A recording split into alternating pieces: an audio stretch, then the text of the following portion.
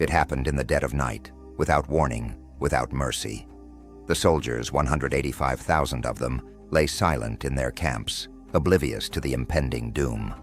They were seasoned warriors, battle-hardened veterans of the Assyrian Empire, conquerors of lands and kings.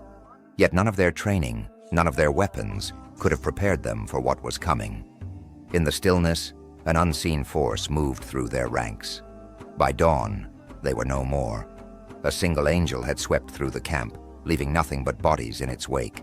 A massacre, swift and unexplainable. The mighty Assyrian army, decimated in a single night. To understand how it all came to this, you have to go back to the time of King Hezekiah, a king caught between the looming threat of the Assyrian Empire and his unshakable faith in God. Jerusalem was on the verge of annihilation. Sennacherib, the Assyrian king, had already laid waste to Judah's fortified cities, and now he set his eyes on Jerusalem. Hezekiah's walls were no match for the Assyrians, and neither were his armies.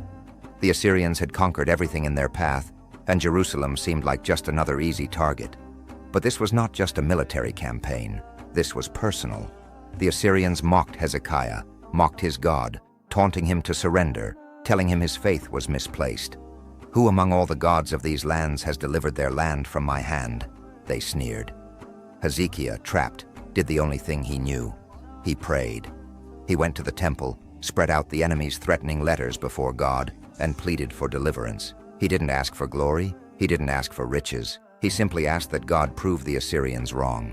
He asked that the world see that there was a God in Israel who defended his people. And then, the answer came. Not in a way anyone could have expected, not with chariots or swords, but with something more powerful, more devastating. In the dead of night, an angel was sent. One angel, one strike, 185,000 men, wiped out in an instant. No warning, no sound. When the people of Jerusalem awoke the next morning, expecting to see the enemy massed at their gates, they instead found silence.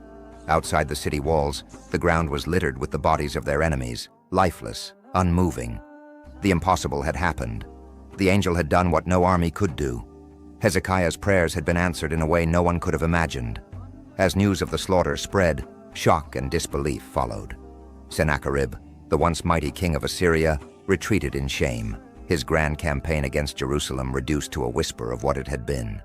He returned to Nineveh, defeated not by men, but by the hand of God. History would not remember Sennacherib's conquest of Jerusalem because there was no conquest. Instead, it would remember the night the Assyrian army was erased by an angel. For the people of Jerusalem, the fear that had hung over them like a dark cloud lifted in an instant. They had seen firsthand what faith could do, how a single prayer, spoken in desperation, had summoned an invisible warrior to fight their battle. This wasn't just a story about a miraculous victory. It was a story of faith in the face of insurmountable odds. Hezekiah didn't see the angel coming.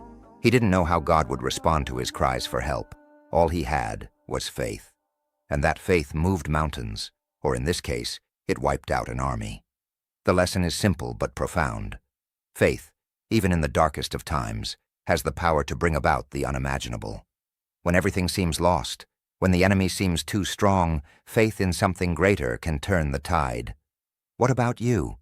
Do you believe that divine intervention can still happen in today's world? Drop your thoughts in the comments below. And if you have another biblical hero you'd like to see featured, let me know. This is just one of many incredible stories waiting to be told.